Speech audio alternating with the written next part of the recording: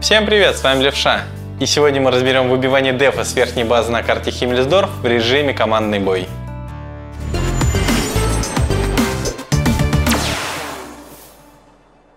Наша команда будет состоять из двух 50-100, двух ИС-3, одного 1390 и двух Т1. Этот сетап достаточно часто используют. В начале боя нельзя понять, будет ли вражеская команда стоять в защите или нет. Вы узнаете это после того, как проверите всю карту.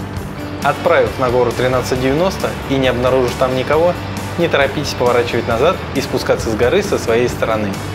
Проверьте, есть ли кто в квадратах А0 и Б0. И если там никого нет, или стоит всего лишь один Т1, то можно попытаться забрать его.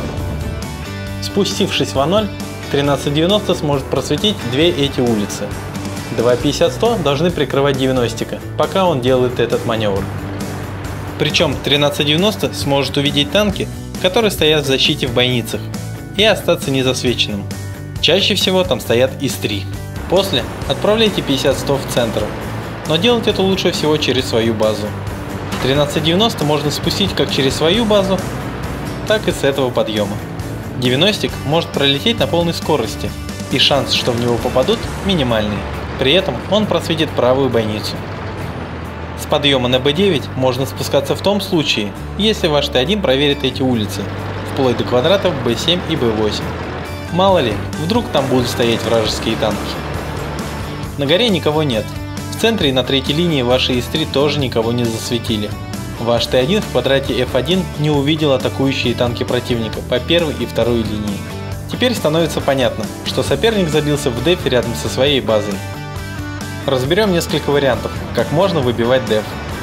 Как правило, команда, становясь в дефе, оставляет 1-2 танка в этих бойницах в А4, А5 и еще пару танков на Б3, Б4. Причем они могут смотреть как на третью линию, так и в сторону своей базы, на пятую линию. И как правило, один танк оставляет в А1, А2. С этой позиции хорошо контрится заезд как по первой линии, так по второй и по третьей. Перед каждой атакой на 1390 можно с Б0 попытаться настрелять урон по танку в бойнице.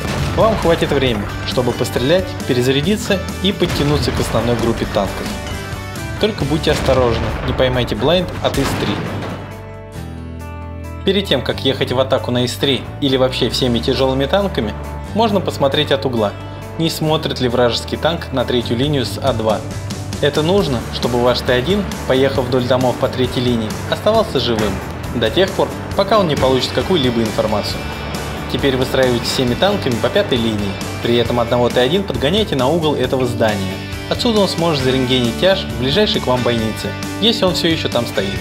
После отправляйте Т1 по третьей линии, и как только он обнаружит несколько танков соперника, вырывайтесь всеми по пятой линии, предварительно пустив Т1, чтобы он танканул один выстрел. При атаке заезжайте 3 танками прямо к врагам и убивайте их по фокусу. 2 оставшимися танками помогайте через бойницу или встречайте вражеские танки в Б4. Когда вы заезжаете внутрь, ни в коем случае не останавливайтесь на подъезде и заезжайте глубже. Таким образом, вы будете не в простреле для остальных танков. Чтобы нанести урон, им придется заезжать к вам. А за это время вы должны будете убить 2 танка соперника. Второй вариант. Сначала врывайтесь 4 танками по пятой линии и уже потом одним танком заезжайте по второй линии. Причем этим танкам надо прижиматься к депо, чтобы вражеская сотка не законтрила вас с квадрата А2. Отсюда вы сможете расстреливать танки в корму или законтрите вражескую сотку, которая пытается помочь союзным танкам. Есть еще один вариант, как можно развить такую атаку. Вы посылаете Т1 по первой линии, его убьет сотка с А1 или танки с Б3, Б4.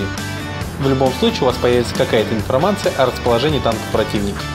После, с третьей линии на вторую вы проезжаете на 50-100 и 1390 и также прижимаетесь к депо. После того, как вражеские танки заагрятся на ваших французов, атакуйте по пятой линии. Таким образом, вы сможете на время выключить из боя вражеского 50-100.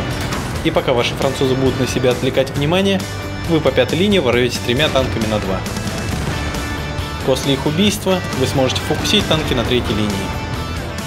Атаковать по второй и третьей линии всеми танками при такой защите не самый лучший вариант. По вам смогут работать все танки противников, стоящие в Б3, Б4, стоящие в бойнице и танк СА-2. Получится, что вас расстреливают с двух сторон. Бывает, что вражеская команда дефится в районе горы. Если вы обнаружили танки противника в этих квадратах, то можете также атаковать по пятой линии, предварительно проверив ЖД и депо, мало ли кто там спрятался.